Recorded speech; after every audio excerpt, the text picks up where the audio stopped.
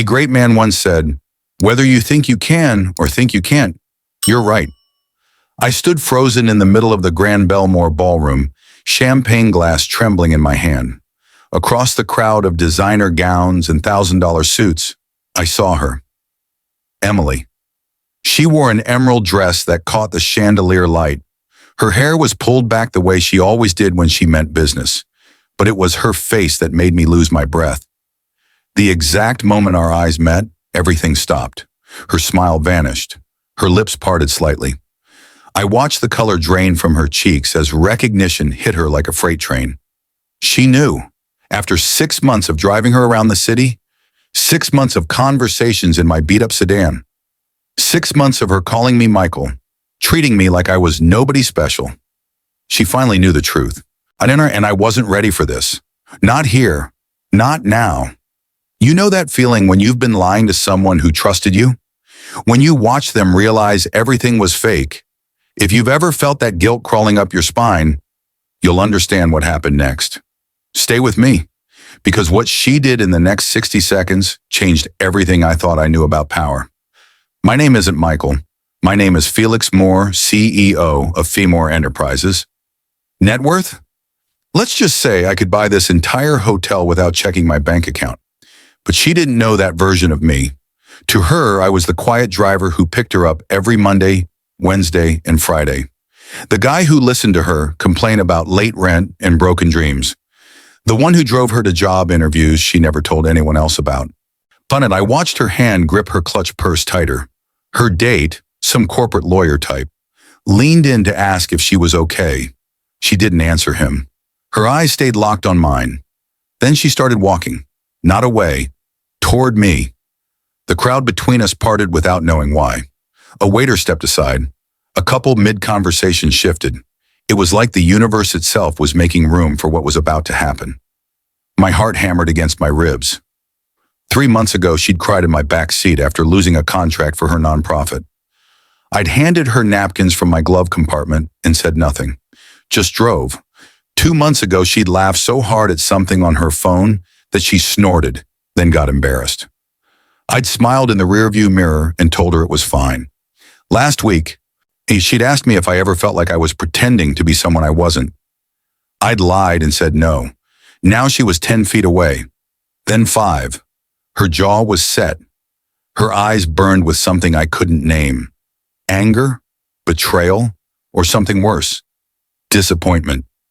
She stopped 3 feet from me, close enough that I could smell her perfume, the same scent that used to fill my car. "Michael?" Her voice was quiet, but it cut through the string quartet and champagne chatter like a blade. I opened my mouth. Nothing came out. She tilted her head, studying me the way you'd study a stranger. "Or should I call you something else?" Around us, people started noticing. Heads turned. Whispers began. I set my champagne down on a passing tray before I dropped it. "My name," I said carefully, "is Felix." Her breath hitched, just barely, but I caught it. "Ah, Felix Moore?" she asked. I nodded. For a moment, neither of us moved. The entire ballroom seemed to hold its breath. Then she did something I didn't expect. She laughed. Not the warm laugh I'd heard in my car. This one was sharp, bitter. "You've got to be kidding me," she whispered. And before I could explain, before I could say anything that might make this better, she turned and walked away. I stood there like an idiot, watching her emerald dress disappear into the crowd. Someone cleared their throat behind me. I didn't turn around, because all I could think about was the first time I ever saw her. 6 months earlier, I was a different man. Or maybe I was the same man. Just wrapped in expensive suits and lies I told myself about success. It was a Tuesday morning. I remember because the board meeting ran 2 hours past schedule, and I'd missed lunch. Again. We just closed an acquisition, $12 million, a tech startup that made software I didn't fully understand, but my advisors said would triple in value within 18 months. Everyone shook my hand, congratulated me, told me I was a genius. I sat at the head of that mahogany table and felt absolutely nothing. Frederick, my CFO, went through projected earnings. Charts appeared on screens, numbers climbed, percentages looked good on paper. I nodded in the right places. Said yes when I was supposed to. Signed documents my legal team had already approved. When the meeting ended, they all filed out, chattering about golf schedules and vacation homes. I stayed in my chair. The silence felt heavier than the noise. My corner office overlooked the entire city. 47th floor, floor-to-ceiling windows. On clear days, I could see 3 states. I walked to that window and stared down at the streets below. Tiny cars, smaller people, everyone moving like ants toward destinations I'd never know. When was the last time I'd been down there? Really been down there, not just passing through in a town car with tinted windows? A message popped up on my phone. Another email, another request, another person who wanted something from me. I ignored it. That's when I noticed her. Not Emily, not yet. A young woman sitting on a bench outside my building, crying. She wore one of our company badges on her lanyard. I recognized her vaguely. Someone from accounting, maybe? Or HR. She sat there for 20 minutes, just crying. Then she wiped her face, stood up, and walked back inside. I should have gone down, should have asked if she was okay.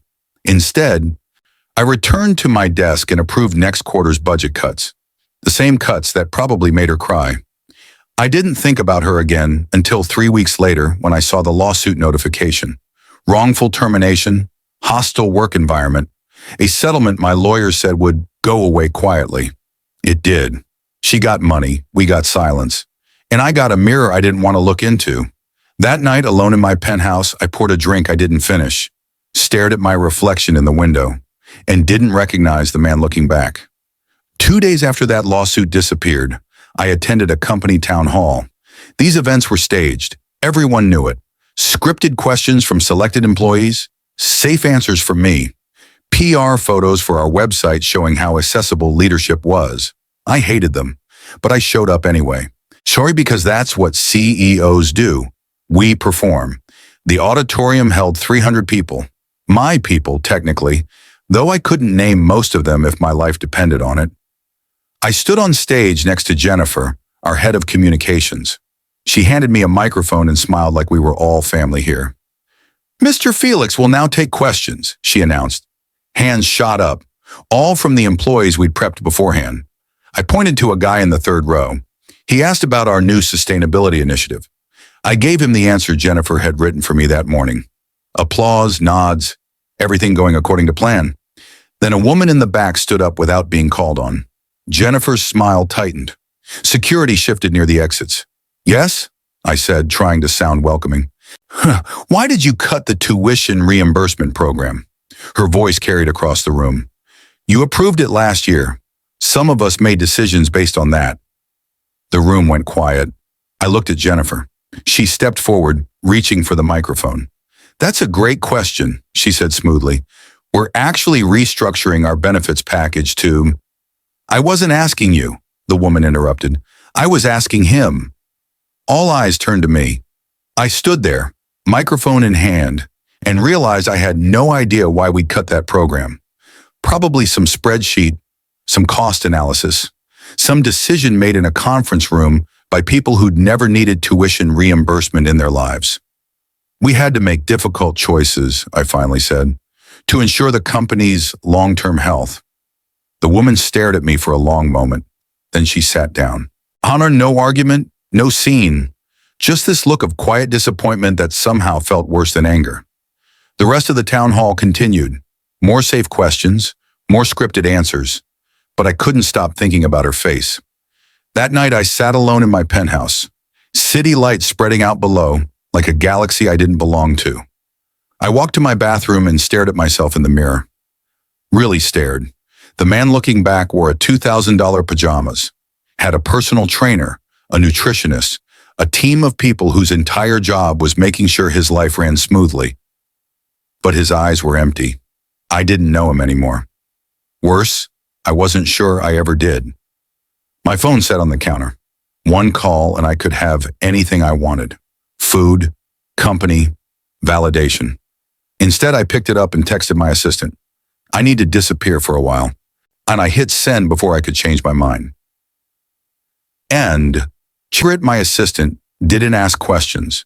She'd worked for me for 8 years, long enough to know when I was serious. We met the next morning in my private office. She brought coffee. I didn't touch mine. How long, she asked. I don't know. Couple months, maybe. The board will want answers. Tell them I'm taking medical leave. Stress, burnout, whatever sounds believable. She studied me over her reading glasses. This is really what you want? I nodded. All right then. She pulled out her tablet. I'll handle the paperwork. What else do you need? That's when I told her the rest. To her credit, she didn't flinch. Wes just took notes like I was describing a normal business trip instead of asking her to help me vanish into a completely different life. By the end of the week, Felix Moore was on indefinite leave, and Michael Torres was born. I bought a used Honda Civic off Craigslist. 7 years old, paint fading on the hood. It cost less than I usually spend on dinner. I rented a studio apartment in a neighborhood I'd never been to. 4th floor walk-up, no doorman. The guy downstairs played drums at odd hours. I opened a basic checking account under my new name, deposited enough to cover rent and expenses for 6 months. Then I signed up to drive for a rideshare app. The approval process took 3 days. Background check, vehicle inspection, training videos I watched on my laptop in that tiny apartment. When my account went active, told me I sat in my car for 20 minutes before accepting my first ride. My hands were shaking, not from fear exactly, from the sheer strangeness of it all. 48 hours ago, I'd been in a boardroom deciding the fate of thousands of employees. Now I was waiting for a stranger to rate me on my driving skills. The first request came through. Pick up at a coffee shop downtown. I accepted it, drove there with my heart pounding like I was about to give a presentation to investors. A college kid got in, barely looked at me, spent the whole ride on his phone. When I dropped him off, he said, "Thanks, man," without making eye contact. 5-star rating, $2 tip. I sat there after he left, staring at my phone screen. For the first time in years, someone had thanked me for something I'd actually done myself. Not my team, not my company, me. I drove 6 more people that day. None of them knew my real name. None of them cared about my net worth or my business strategy or my stock portfolio. They just needed to get somewhere, and I could help with that. It felt small. It felt simple. It felt real. That night, I fell asleep in my tiny apartment with sirens wailing outside and someone's TV bleeding through the walls. I slept better than I had in months. 3 weeks into my new life, I got a request that would change everything. Pick up at 47th and Madison, downtown office building, 8:47 a.m. I pulled up to the curb and waited. The app showed her name, Emily Twyla. I didn't think much of it. Just another ride. Another stranger who'd sit in my back seat and disappear from my life 15 minutes later. Then she opened the door. She slid into the seat behind me, already talking on her phone. Her voice was sharp, frustrated. "No, I understand that, but we had an agreement." Pause. "So you're just backing out? 3 days before the event?" I adjusted my rearview mirror and caught a glimpse of her face. Mid-30s maybe. Dark hair pulled into a bun that looked like it had been done in a hurry. She wore a blazer with a small coffee stain near the pocket that she probably didn't know was there. "This is the 3rd sponsor this month," she said into the phone. Her free hand gripped the seat. "You know what? Fine. Do whatever you need to do."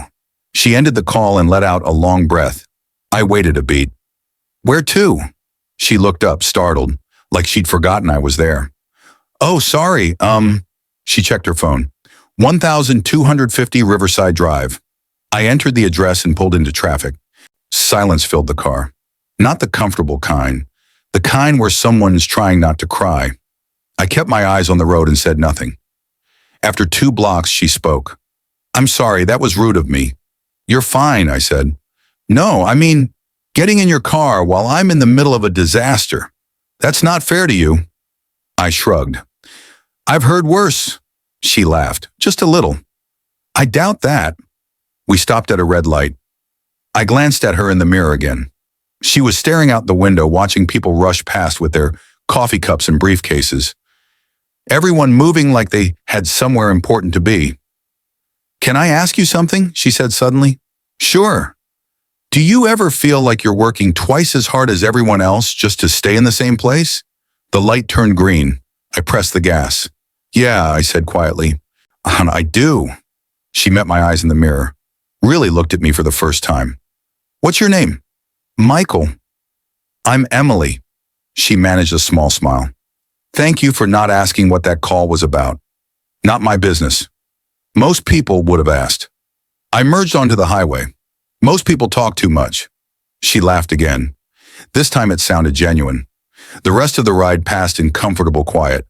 When I pulled up to her destination, she gathered her bag and reached for the door handle. Then she paused. Michael? Yeah? Thanks for listening, or, not listening, whichever. She got out and walked toward the building without looking back. I sat there for a moment, watching her go. Something about that ride felt different. I just didn't know why yet. Emily requested me again 3 days later. Same pickup location. Same route. But this time, she got in the car without a phone pressed to her ear. Hi, Michael, she said, buckling her seatbelt. Morning. Same place. Please.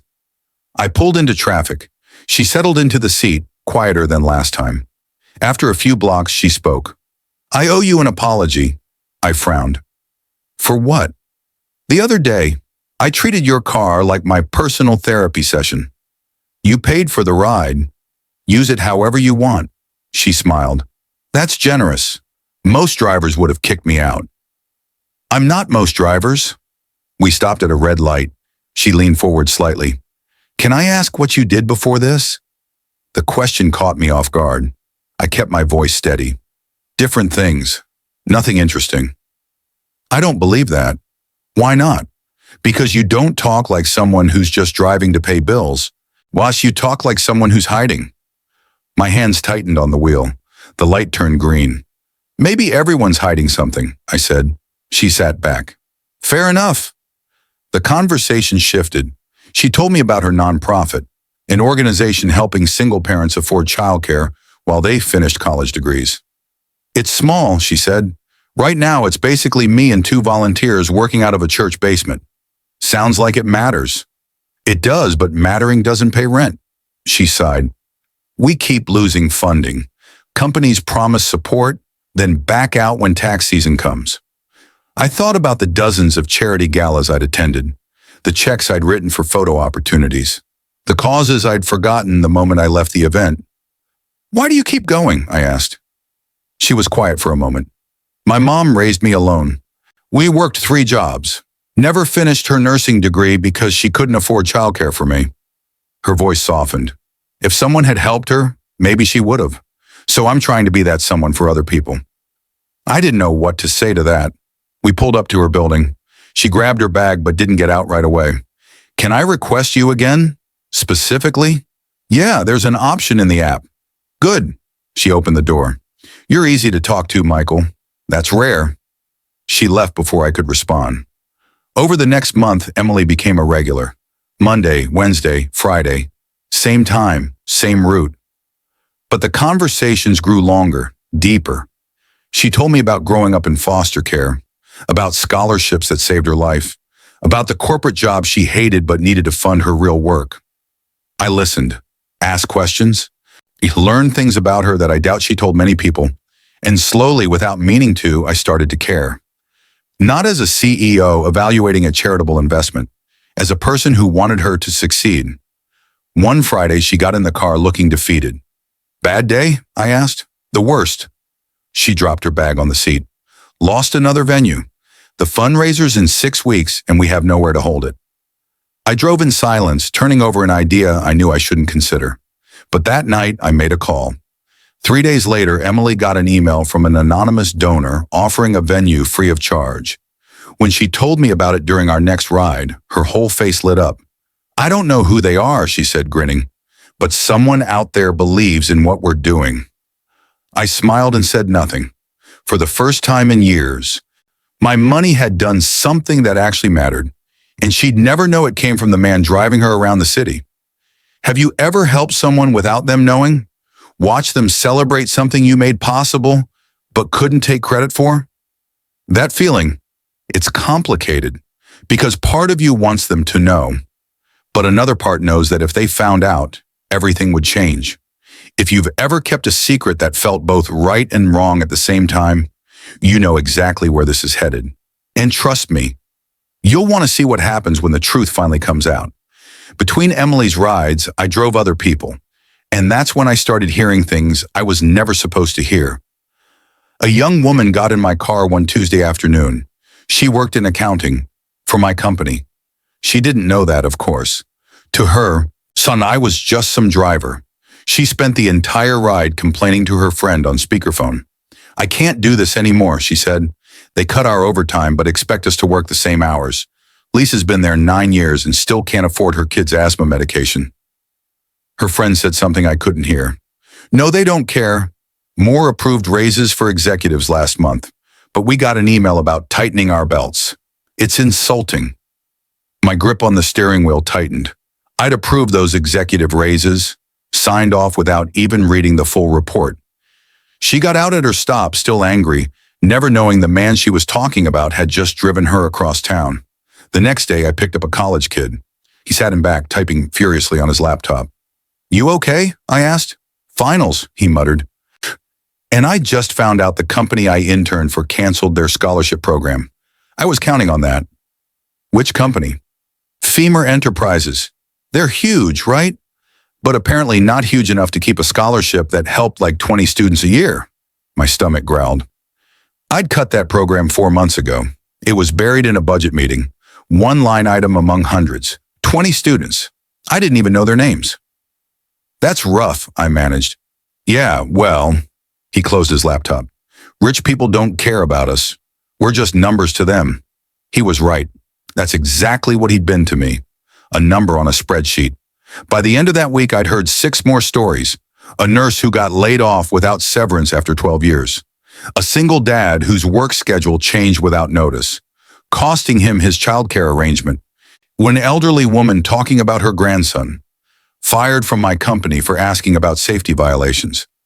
Every story connected back to decisions I'd made, policies I'd approved, people I'd never met but whose lives I'd damaged anyway. I started keeping a list in my head, not of the stories, of the failures, my failures. One night I sat in my tiny apartment staring at my phone. I could fix these things. One call to Margaret and I could reverse half these policies. But if I did that, people would ask questions. They'd want to know why the CEO suddenly cared about overtime pay and scholarship programs, and my cover would collapse. So I did nothing. I just sat there, feeling the weight of every decision I'd made from 47 floors above, the people those decisions crushed. Emily texted me that night. Same time Friday? I stared at her message for a long time. She trusted me, talked to me like I was a real person, not some disguise. But I was lying to her every single day, just like I'd been lying to everyone else. The difference was, with everyone else, I hadn't cared. With Emma, I did, and that terrified me. You ever realize you've been the problem the whole time? Not because you meant to hurt people, but because you never bothered to notice you were? That's the thing about power. It lets you make decisions without seeing faces, without hearing voices, until one day you can't unhear them anymore. Stay with me, because what I discovered next made me question everything I thought I knew about who I really was. Friday came, and Emily got in my car with news. Michael, you won't believe this. She was practically glowing. We got the venue. We're completely free. Anonymous donor. I kept my eyes on the road. That's great. Great? It's a miracle. This place would have cost us $15,000. Now we can actually put that money toward the families we're supposed to be helping. She pulled out her phone and showed me photos. A community center with large windows and hardwood floors. Perfect for her fundraiser. Whoever did this, she said quietly, they didn't want credit, didn't want their name on anything. They just wanted to help. I nodded, not trusting my voice. That's the kind of generosity that actually matters, she continued. Not the kind where rich people show up to galas and get their names on plaques. This person just cared about the cause. Something twisted in my chest. She had no idea she was talking about me. No idea that I'd made one phone call and signed one check to make this happen. And the way she smiled, like she believed there were still good people in the world, made me feel like a fraud. Because I wasn't good. I was guilty. This wasn't generosity. It was penance. We pulled up to her building. She gathered her things but paused before getting out. Can I tell you something weird? Sure. This is the first time in my life someone helped without wanting something back. She looked at me. Does that sound cynical? No, I said. It sounds honest. Everyone always wants something. Credit, recognition, a one-night stand, a tax write-off. But this person? She shook her head. They just did it because it was right. I wanted to tell her the truth right then, that it wasn't right, that I was trying to fix problems I'd helped create. Once that this wasn't nobility, it was cowardice. But I didn't. Maybe they just wanted you to succeed, I said instead. She smiled. Maybe. She got out and headed toward her building. I sat there after she left, hands still on the wheel. That night I couldn't sleep. I kept thinking about what she'd said, about help that didn't come with strings attached. My entire life had been transactions. Donations at galas where photographers captured my generosity, charity boards where my name went on letterhead, scholarships with my company's logo stamped on every certificate. I'd never given anything without making sure people knew it came from me. But this, helping Emily without her knowing, it felt different. It felt like it actually mattered, not because it made me look good, but because it made her life better. And for the first time in years, Ina, my wealth had done something real, something that didn't come with applause or a press release, just her smile, just her hope. I rolled over in my narrow bed, staring at the cracked ceiling of my small apartment. The man I used to be would have laughed at this version of myself. Living in a fourth-floor walk-up, driving strangers around for $20 an hour, getting more satisfaction from one person's genuine gratitude than from a boardroom full of praise. But that man had been empty. This version, the one hiding behind a fake name and a beat-up Honda, was starting to feel like someone I could actually respect. I closed my eyes, and for once, I didn't dream about boardrooms or bottom lines. I dreamed about hardwood floors and Emily's face when she saw families getting the help they deserved. It was the best sleep I'd had in years. Now, it was raining the night everything changed. Not a light drizzle, the kind of rain that turns streets into rivers and makes the whole city slow down. Emily's ride request came through at 9:47 p.m. Later than usual. I pulled up to her office building. She ran out without an umbrella, coat pulled over her head. She slid into the back seat, soaked and shivering. Sorry, she said, breathless. Long day. You're fine. I cranked up the heat. Same address? Yeah, thanks. I pulled into traffic, windshield wipers fighting a losing battle against the downpour. We drove in silence for a while, just the sound of rain hammering the roof and tires, cutting through water. Then she spoke. Michael, can I ask you something personal? My hands tensed on the wheel. Depends on the question. Do you ever feel like you're living someone else's life and at the same time someone else is living your life? I glanced at her in the rearview mirror. She was staring out the window, watching rain blur the city lights. What do you mean? Like you're just going through the motions, doing what you're supposed to do, but none of it actually feels like yours. And someone out there is doing little and getting every credit and benefit. I swallowed hard. Yeah, I know that feeling. My dad felt that way. Her voice got quieter. He worked construction for 30 years. Same company. They kept promising him supervisor positions, benefits, raises. None of it ever came. What happened to him? Heart attack at 52, on the job site. She wiped condensation off the window. His boss didn't come to the funeral. Wen sent flowers with a generic card. My dad gave them 3 decades, and they didn't even know his name.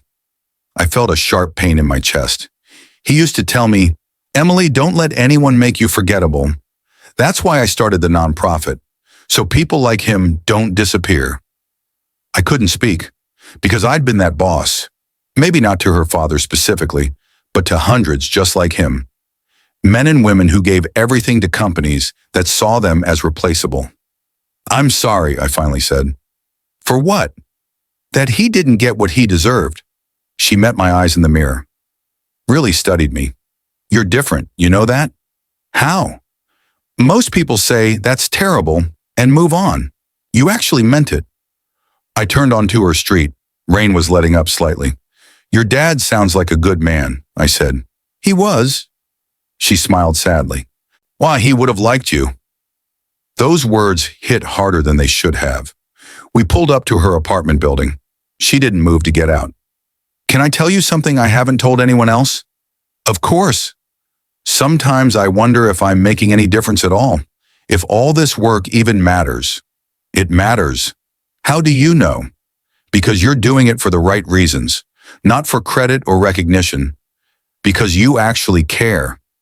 She was quiet for a moment. That's exactly what my dad would have said. She opened the door, then paused. Michael? Yeah? Thank you. For listening. For actually being here. She got out and ran through the rain toward her building. I sat there long after she disappeared inside. Her father's story looped in my head. A man who worked himself to death for people who never learned his name. And how many others had I done that to? How many families had I destroyed from 47 floors up, signing papers without ever seeing the faces behind them? I'd spent years making decisions that affected thousands of lives, and I'd never once asked their names. Emily was teaching me something I should have learned decades ago, that people aren't numbers on a spreadsheet. They're fathers, daughters, dreamers, and they deserve to be remembered. I drove back to my apartment in silence. When I got home, I didn't turn on the TV or check my email. I just sat by the window and watched the rain, thinking about a construction worker I'd never met, and the daughter who refused to let the world forget him. 2 weeks later, everything almost fell apart. Emily had a morning meeting at one of the biggest law firms downtown, a potential corporate sponsor for her fundraiser. She was nervous. I could tell by the way she kept checking her notes in the back seat. You'll do great, I said. Easy for you to say. You're not about to ask rich lawyers for money. I smiled despite myself. They're just people. Rich people. There's a difference. If only she knew. I pulled into the parking garage beneath the building. She gathered her materials and took a deep breath. Wish me luck. Good luck. She got out and headed toward the elevator. I found a spot on the second level and parked. Figured I'd wait. She'd probably need a ride back. I pulled out my phone to check messages when I heard voices echoing through the garage. 2 men in suits walking toward the elevator. One of them was Robert Cruz, my former VP of operations. I slouched lower in my seat, honor pulling my baseball cap down. They were 50 feet away, talking about some merger, not paying attention to parked cars. I held my breath. Robert glanced in my direction. For a split second, our eyes met. His steps faltered. Confusion crossed his face. I looked away quickly, pretending to check my phone. Please keep walking. Please keep walking. His colleague said something. Robert responded but kept looking at my car. He took 2 steps toward me. My heart hammered against my ribs. Then his phone rang. He answered it, turned, and walked toward the elevator with his colleague. The elevator doors closed. I sat frozen, hands shaking. That was too close. I let out a huge sigh of relief. Robert wasn't sure, but he was suspicious. And if he started asking questions, what if he mentioned seeing someone who looked like me driving for a rideshare company? The whole thing would unravel. I couldn't let that happen. Not yet. Not before I figured out what all of this meant. 15 minutes later, Emily came back. She looked deflated. That bad? I asked as she got in. They said no. Too high risk for their portfolio. She slumped in the seat. I don't know why I keep trying. Because it matters. Does it? Maybe I'm just fooling myself. I wanted to tell her she wasn't. That what she was doing was more important than anything happening in those corporate towers. But I couldn't find the words. We drove in silence. When I dropped her off, she barely said goodbye. I watched her walk away, shoulders slumped, carrying the weight of another rejection. And I realized something. I couldn't stay hidden forever. Eventually I'd have to choose. Keep living this lie and hope nobody else recognized me, or go back to my real life and lose the only thing that had felt genuine in years. That night, Margaret called. The board wants you back, she said. There's a situation that needs your attention. What kind of situation? The kind that requires the CEO's face. Big charity gala next month. Investors will be there. They're asking questions about your absence. I close my eyes. I need more time. Felix, it's been almost 6 months. How much more time do you need? I didn't have an answer, because the truth was I didn't want to go back. I'd found something here. Something real. But I couldn't stay Michael Torres forever. Eventually the two worlds would collide, and when they did, someone was going to get hurt. Most likely Emily. The woman who trusted me because she thought I was nobody. Ever been caught between two lives? Where staying means lying to everyone you care about, but leaving means losing the only version of yourself you actually recognize. That moment when you realize you can't have both, when you know someone's going to get hurt no matter what you choose, that's when things get real. Because what happened next? I wasn't ready for it, and neither was she. You need to see this. The weeks that followed felt different. Emily and I stopped talking about surface things. The conversations went deeper, more honest. One Wednesday, she told me about growing up in foster care. 7 homes in 12 years, she said, staring out the window. Some were okay, most weren't. When you learn fast that nobody's keeping you forever, that must have been hard. It taught me something, though. That family isn't about blood. It's about who shows up, who stays. She turned to look at me. You've shown up for me, Michael. Every time I needed a ride, every time I needed someone to just listen without judging. That means something. I wanted to tell her the truth right then, that I wasn't the person she thought I was, that everything between us was built on a lie I kept choosing every single day. But I didn't, because I was selfish and a coward. Another Friday, I picked her up late, past midnight. Some non-profit event had run long. She got in the car, kicked off her heels and sighed. Long night? I asked. The longest, but we raised $8,000. $8,000, Michael. That's 12 families we can help. Her voice broke slightly. Happy tears. You did that, I said. No, we did that. Me and people who actually care. She wiped her eyes. You know what the difference is between people with money and people with heart? What? People with money give when it benefits them. People with heart give even when it costs them everything. I thought about all the charity checks I'd written, all the galas I'd attended. She was right. I'd never given anything that actually cost me. You've got more heart than anyone I've ever met, I said quietly. She smiled. Coming from you, that actually means something. Why? Because you're real, Michael. In a world full of people pretending to be something they're not. You're just you. The words cut through me like a knife, because I was the exact opposite of real. And I was a billionaire pretending to be a driver. A CEO hiding from his own life. Everything she valued about me was a lie. We pulled up to her apartment. She didn't get out right away. Can I say something? Always. Why do you do this? Drive people around. You're clearly educated. You listen better than most therapists. You could be doing anything else. I chose my words carefully. Maybe I needed to remember what it's like to be around real people. People who don't want anything from me. She studied my face in the rearview mirror. Were you someone important before this? My heart stopped. Why would you think that? Because sometimes you talk like someone who's seen the world from a different angle. Someone who knows things but chooses not to say them. I forced a smile. I'm just a driver. Emily. She held my gaze for a long moment. No, she said softly. You're not. Then she got out before I could respond. I sat there staring into the blank space. She was getting too close to the truth. And the worst part? I wanted her to know. I wanted someone to see me. The real me. Not the CEO. Not the disguise. Just the man who'd been driving her around for 6 months, learning what it meant to actually matter to someone.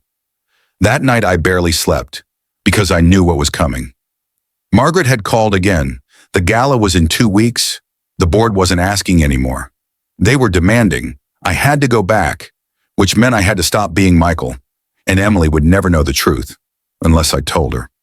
But how do you tell someone that everything they believed about you was fiction? How do you explain that the person they trusted was actually the kind of man they'd spent their whole life fighting against? I stared at my ceiling until sunrise, and I still didn't have an answer. Have you ever gotten so close to someone that they started seeing through your walls? When someone looks at you and says, "You're not who you're pretending to be," and they're right, but for reasons they can't imagine, that's the moment everything becomes impossible. Because now you have to choose between the lie that keeps you safe and the truth that destroys everything. What I decided next would change both of our lives forever. Margaret didn't ask this time. She told me, "The gala is Saturday. You need to be there. Non-negotiable." I sat in my apartment, phone pressed to my ear, feeling the walls close in. What if I say no? Then the board calls a vote, and you lose your company. Silence. "Felix, whatever you're doing out there, whatever this is, it's over. Come home." She hung up. I stared at my phone for a long time. Come home. But where was home anymore? The penthouse I hadn't seen in 6 months? The office that felt like a prison? Or this tiny apartment where I actually slept through the night? I had one more ride scheduled with Emily. Friday afternoon, our regular time. I thought about canceling, avoiding the goodbye altogether. But that felt wrong. She deserved better than me just disappearing. So I accepted the request and drove to her office. She got in, smiling. "Hey, you. Hey." Something in my voice made her pause. "You okay?" "Yeah, just tired." We drove in silence for a few blocks. Then she spoke. "Hey, my fundraiser is next Saturday. I know it's not your thing, but if you wanted to stop by," she trailed off. "I'd like you to be there. You've been part of this journey, even if you don't realize it." My throat tightened. Next Saturday, the same night as the gala, the universe had a cruel sense of humor. "I'll try," I lied. "That's all I ask." We pulled up to her apartment. She grabbed her bag but hesitated. "Michael?" "Yeah. Thank you for everything. You've been more than just a driver. You've been a friend." She squeezed my shoulder and got out. I watched her walk away, and I knew it was the last time I'd see her like this. The last time she'd look at me with trust instead of betrayal. That night I packed up my small apartment, put my driver clothes in a donation bag, returned the Honda to the lot where I'd bought it. Margaret had arranged everything. A car would pick me up Saturday morning. My suits were already at the penthouse. My life was waiting. All I had to do was step back into it. I stood in the empty apartment one last time. 6 months ago, I'd come here looking for something I couldn't name. Now I was leaving, and I still didn't know if I'd found it. But I knew what I was losing. Emily, the only person in years who'd made me feel like I mattered for reasons that had nothing to do with money or power. And Saturday night, when she saw me at that gala, she'd realize everything had been a lie. I'd lose her forever. But I'd already made my choice. I was going back, even though it meant destroying the only real thing I'd built. Saturday arrived too fast. I stood in my penthouse for the first time in 6 months. Everything exactly where I'd left it. The view, the marble floors, the silence that used to feel like peace but now felt like a tomb. My suits hung in the closet like uniforms. I chose the charcoal gray, the one I wore to important events, the one that made me look like Felix Moore, CEO. Not Michael, the driver who actually listened to people. I stared at myself in the mirror. The man looking back was a stranger again. The car arrived at 7. I slid into the back seat, on the other side this time, and we drove to the Grand Belmore, same hotel where this whole thing would end tonight. Photographers lined the entrance, flashing lights, people calling my name. "Mr. Moore, over here!" "Mr. Moore, where have you been?" I smiled, waved, played the part. Inside, the ballroom sparkled. Crystal chandeliers, ice sculptures, wait staff in pressed uniforms carrying champagne that cost more than most people's monthly rent. Board members approached immediately. Handshakes, fake smiles, questions about my health scare. I gave them the rehearsed answers Margaret had prepared, but I wasn't really there. My mind kept drifting to a church basement across town, where Emily's fundraiser was probably starting right now, folding chairs instead of ballroom tables, donated food instead of catered meals, real people doing real work. And I'd chosen this instead. An hour passed, speeches, toasts, people congratulating me on another successful quarter. I nodded in the right places, said thank you when expected. Then I saw her, across the ballroom, near the silent auction tables, Emily. She wore an emerald dress that caught the light, hair pulled back. She looked beautiful and completely out of place. My heart stopped. What was she doing here? Then I saw her companion, Richard Morrison, one of the corporate lawyers from that firm she'd pitched weeks ago. He must have invited her, probably felt guilty about rejecting her nonprofit. She was laughing at something he said, polite, professional. Then her eyes swept the room and landed on me. Everything stopped. Her smile froze. The champagne glass in her hand tilted slightly, nearly spilling. I watched the recognition hit her in stages. First confusion. Why does that man look familiar? Then shock. Wait, that's... Then something worse. Understanding. Her face went pale. She knew. Michael wasn't real. Michael was me. People moved between us. Conversations continued. Music played. But all I could see was her face. For the betrayal written across it like I'd physically struck her. She took a step back. Morrison said something. She didn't respond. Her eyes stayed locked on mine across 50 feet of wealthy strangers who knew nothing about what was happening between us. I wanted to move, to go to her, to explain, but my feet wouldn't work. Because what could I possibly say? How do you explain 6 months of lies in a ballroom full of witnesses? She set down her glass. Morrison touched her arm, concerned. She pulled away. Then she started walking. Not toward the exit, toward me. Through the crowd, past waiters and board members, and people who wouldn't understand what was about to happen. My pulse hammered in my ears. Every step she took closer felt like a countdown. 3 months ago, I'd driven her home after she cried about losing funding. Yet 2 months ago, I'd listened to her talk about her father. Last week, she called me a friend. Now she was going to call me a liar, and she'd be right. She stopped 3 feet away, close enough that I could see her hands shaking, close enough that I could see the hurt in her eyes. Michael? Her voice was barely a whisper. Around us, people were starting to notice. Conversations quieting, eyes turning toward us. I opened my mouth. Nothing came out. She tilted her head slightly.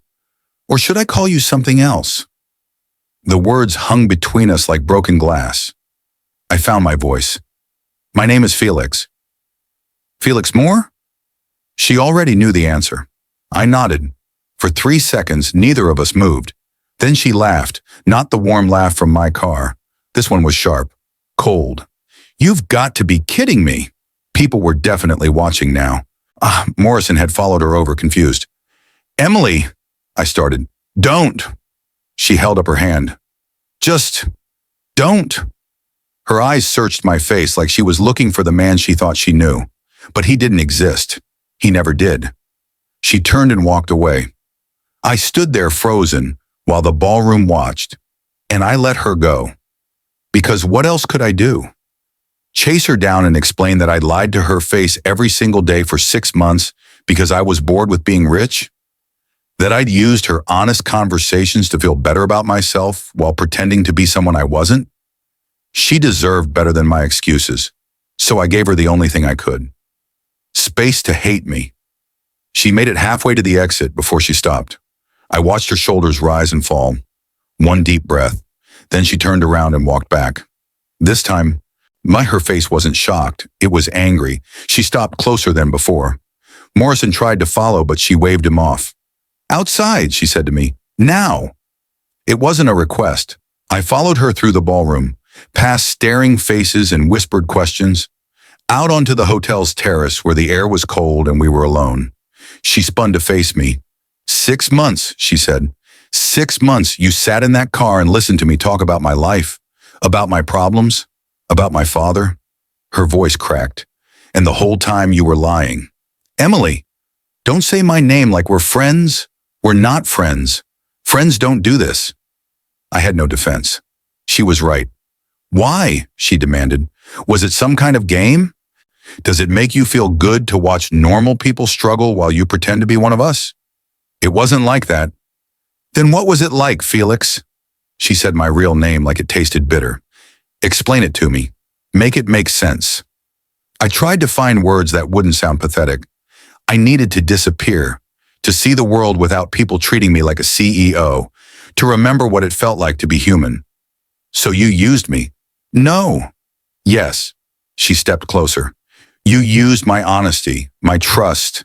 You let me tell you things I've never told anyone, and the whole time you were some billionaire playing dress-up. It stopped being pretense. When? When did it stop? Her eyes challenged me. When you anonymously donated to my nonprofit? Oh yeah, I figured that out about 2 minutes ago. Was that supposed to make this better? My stomach growled. And how did you? Because I'm not stupid, Felix. The venue, the timing. It was you. She shook her head. And I thought it was some stranger who cared, but it was just you trying to ease your guilty conscience. That's not why I did it. Then why? Because I wanted you to succeed. Because what you're doing actually matters. And you couldn't just help me as yourself? You had to lie about who you were? I didn't have an answer for that. She wrapped her arms around herself. The night air was getting colder. I trusted you, she said quietly. I told you about my father, about growing up with nothing, about feeling like the world only sees you as disposable. She looked up at me. And you sat there knowing you were exactly the kind of person who makes people like me disposable. That hit harder than anything else she'd said. Yeah, and I'm not that person anymore. Yes, you are. Her voice was firm. You're standing here in a $3,000 suit at a gala that cost more than my yearly salary. You went back to being exactly who you were. The only difference is now you know what it's like to pretend otherwise. I changed, Emily. These 6 months changed me. Did they? Or did you just take a vacation from your real life and now you're back where you belong? I wanted to tell her she was wrong, that I'd learned something, that I'd become someone better.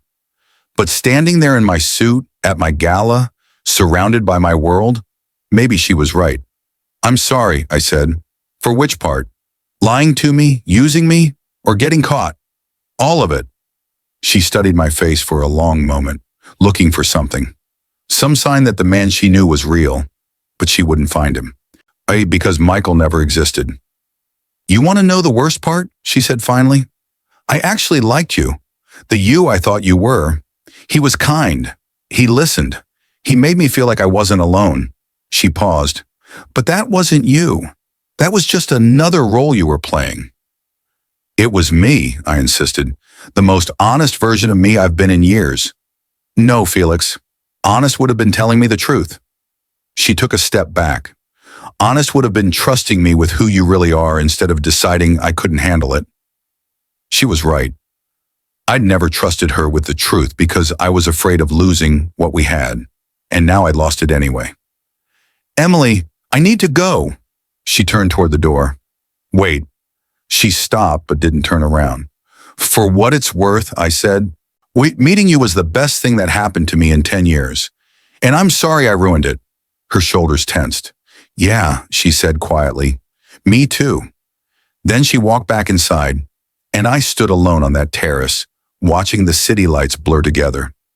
Knowing I'd just destroyed the only real connection I'd had in a decade, all because I'd been too much of a coward to tell the truth. I didn't go back inside. Instead, I stood on that terrace for 20 minutes, watching my breath fog in the cold air. Eventually, Margaret found me. The board is asking for you, she said carefully. Are you all right? No. She waited. When I didn't elaborate, she handed me her tablet. At least look at the numbers. The gala raised $2 million tonight. Your presence mattered. I stared at the screen. $2 million. 6 months ago. And that number would have felt like victory. Now it felt empty. Margaret, how many employees do we have? She blinked at the question. Around 4,000. Why? How many of their names do I know? Felix, answer the question. She hesitated. Maybe 50. The executives. Department heads. 50 names out of 4,000 people whose lives depended on decisions I made from offices they'd never see. I handed back the tablet. Cancel my morning meetings. You have the board. Cancel them. She studied my face, then nodded. All right. Monday morning, I walked into the office building for the first time in 6 months. Security guards nodded. Assistants smiled. People stepped aside in elevators. Everyone treated me exactly the same as before, like I mattered more than them. I hated it. The board meeting started at 9. In the same conference room, same faces. Marcus went through quarterly reports. Jennifer discussed PR strategy. Robert mentioned the new acquisition. I listened differently this time. Every number they threw around, I thought about the people behind it. When Frederick suggested cutting overtime to improve margins, I stopped him. How many employees does that affect? He frowned. About 200 in manufacturing. Why? What's the actual savings? 140,000 annually. And what's our profit margin this quarter? 18 million. I let that sink in. We were cutting overtime for 200 people to save less than 1% of our profits. Restore the overtime, I said. The room went quiet. Felix, Frederick started, that's not fiscally. Restore it. Put it in writing. Us today. He exchanged glances with the others, but nodded. I turned to Jennifer. That scholarship program we cut. Bring it back. Double the funding. That's 300,000 a year. We can afford it. More silence. More confused looks. Robert leaned forward. Are you feeling all right? You seem different. I am different. Because of your medical leave? I almost laughed. Medical leave. That's what we called it. Something like that. The changes didn't stop there. Over the next 3 months, I rebuilt policies I'd once approved without thinking. Increased wages, expanded benefits, created programs for employees nobody had bothered to notice before. The board pushed back, called it unsustainable, said I was being emotional. Maybe I was. But every time I signed off on something that helped actual people, I thought about Emily's father, the construction worker who'd given 30 years to people who never knew his name. I couldn't bring him back, but I could make sure fewer people disappeared the same way. 6 months after the gala, I saw a news article online. Emily's nonprofit had expanded. 3 new locations. Corporate sponsors finally backing her work. There was a photo. Her standing in front of families she'd helped. Smiling. Really smiling. I stared at that picture for a long time. I'd wanted to reach out 100 times. To apologize again. To explain that she'd been right about everything. But I didn't. Because she'd moved on. Built something real without me. And maybe that was how it should be. Some people come into your life to teach you who you're supposed to become. They're not meant to stay. They're meant to change you. And Emily changed me. She showed me that power without humanity is just noise. That success means nothing if you can't look at yourself honestly. I went undercover to find out what people really thought. But what I found was myself.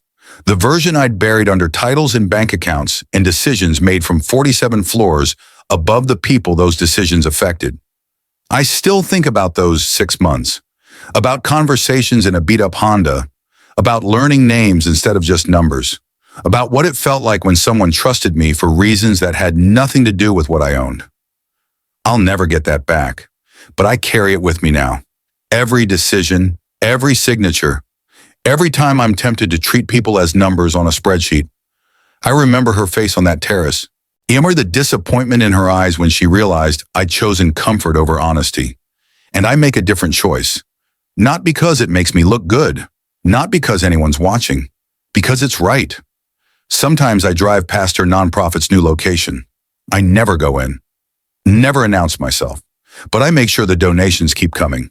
Anonymously, the way she said mattered most. Not for credit, not for recognition, just because some people deserve to succeed. And some of us need to remember we're human before we're powerful. She taught me that, even if she'll never know it. Hello. Here's what nobody tells you about transformation. It doesn't come from books or motivational speeches. It comes from the people who hold up a mirror and force you to look at who you've become. Sometimes those people walk away. Sometimes they have to. But if you're lucky, they leave you changed. Changed enough that you can't go back to being the person you were. And maybe that's the real gift.